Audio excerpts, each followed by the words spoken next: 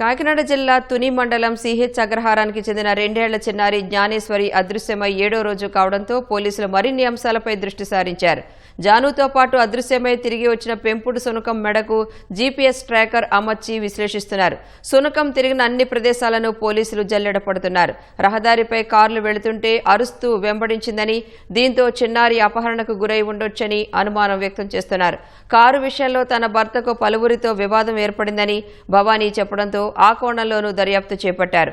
అదృశ్యానికి ముందు తోటలో ఎవరైనా అనుమానాస్పదంగా సంచరించారా లేదా రెక్కి నిర్వహించారా అనే కోణంలో ముమ్మర చర్యలు చేపట్టారు. అణువు జల్లెడ పెట్టి చేసినట్టుగా గాలించాము. ఇంకా కంటిన్యూ చేస్తున్నాము. మిస్సింగ్ గర్ల్ తండ్రికి ఎవరైనా విరోధులు ఉన్నారా, ఆర్థిక లావాదేవీలు ఉన్నాయా, ఆ యాంగిల్ కూడా మేము దర్యాప్తు చేశాం.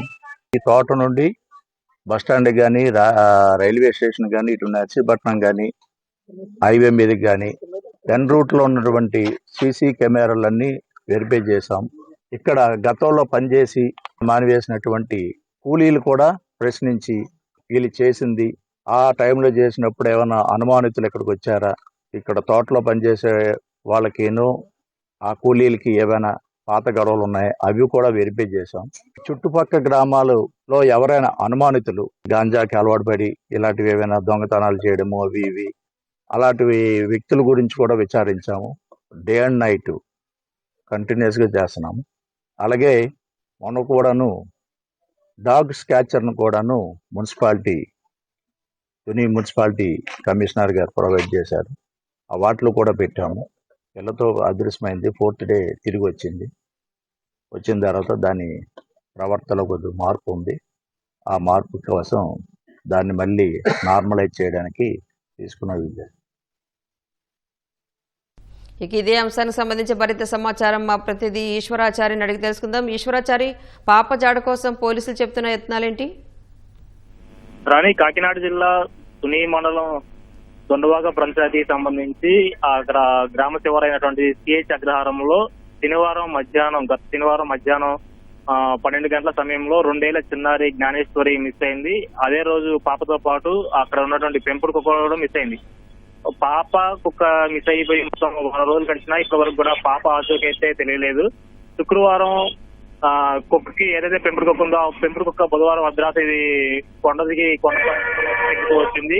ఆ కుక్కని కాస్త మచ్చిక చేసుకుని, ఎందుకంటే ఆ కుక్క మొత్తం కూడా బాగా బెదిరిపోయింది. 3 రోజులు మొత్తం కూడా ఈ తోట పరిసర ప్రాంతాలను వదిలిపెట్టి ఎక్కడికో వెళ్ళిపోవడం తోటి కుక్క మొత్తం బెదిరిపోయింది. దాన్ని కాస్త మచ్చిక చేసుకుని శుక్రవారం ఉదయం దానికి ఒక జీపీఎస్ ట్రాకర్ ని అమర్చి ఆ కుక్కని ఆ కొండ ప్రాంతాల్లోకి వెళ్లే విధంగా వదిలేశారు. ఆ కుక్క నిన్నంతా కూడా మొత్తం ఆ చుట్టుపక్కల పరిసర ప్రాంతాలు, ఆ తోట, అదేవిధంగా పామాయిల తోటకు సంబంధించి మొత్తం 50 ఎకరాలు ఉంటుంది. ఆ 50 ఎకరాలు మొత్తం కూడా ఆ కుక్క తిరిగింది. అదేవిధంగా ఆ గ్రామ సరిహద్దు ప్రాంతాల్లో పలు రోడ్ల మీద కూడా కుక్క అయితే ఆ పలు చోట్ల తిరిగింది.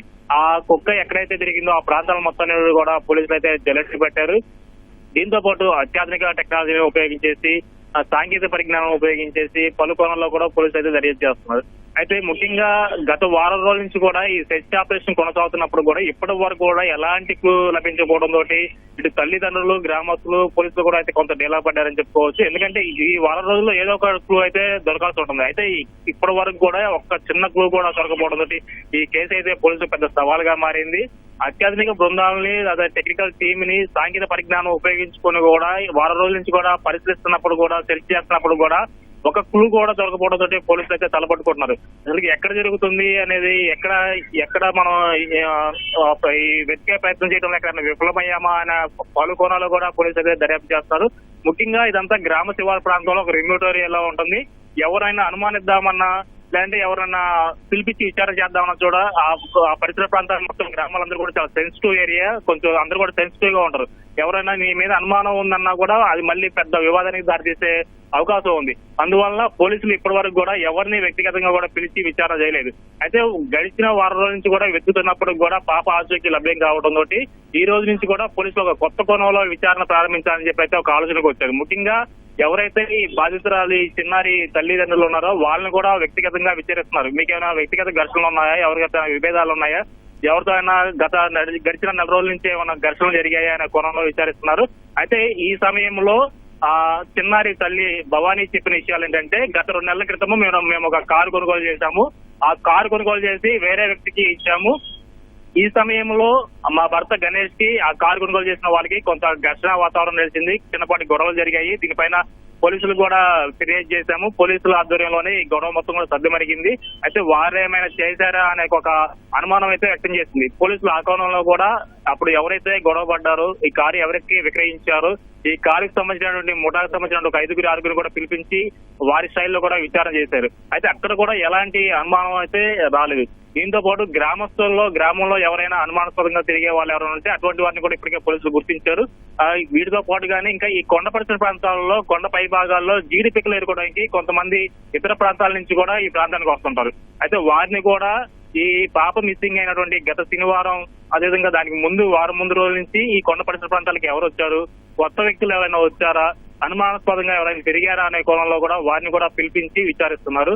అయితే వీటితో పాటుగానే ర్యాండమ్ గా గత వారం రోజులు జరుగుతున్నటువంటి సెర్చ్ ఆపరేషన్ ఏదైతే ఉందో ఆటో యూనియన్లు పిలిపించి వారందరి చేత వారికి పిలిచే వారి చేత కూడా విచారిస్తున్నారు. అదేవిధంగా ప్రతి గ్రామం చుట్టుపక్కల ప్రతి ఇంటిని కూడా డోర్ టు డోర్ ప్రతిరోజు కూడా క్షుణ్ణంగా అయితే పరిశీలిస్తున్నారు. అదేవిధంగా కొత్త వ్యక్తులు ఈ వారంలో ఎవరైనా వచ్చారా, ఈ శనివారం ముందుకి ఎవరైనా వచ్చి వెళ్ళారా, మీ బంధువులు ఎవరైనా వచ్చి వెళ్ళారా అనే పలు కోణాల్లో కూడా విచారిస్తున్నారు. ముఖ్యంగా ఏంటంటే పాప కనుక ఎక్కడైనా మిస్ అయినట్లయితే పాప వయసు 2 సంవత్సరాలు, మొన్నే 2 సంవత్సరాలు పూర్తి చేసుకుంది.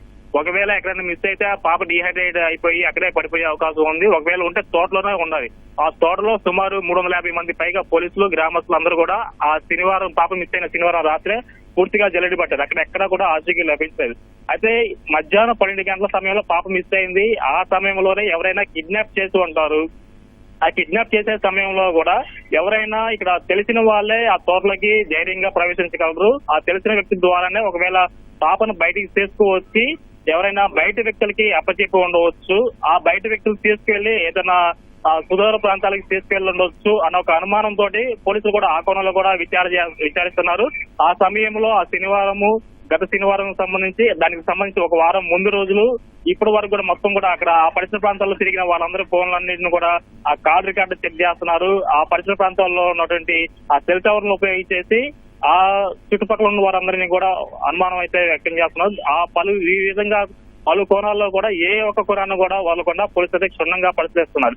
అయితే వారం రోజులు గడిచినప్పుడు కూడా ఇప్పటి వరకు కూడా ఒక క్లూ లభించడం లేకపోవడం పోలీసులు అయితే తలబట్టుకుంటారు. అసలు మిషన్ లాగా అనిపించింది.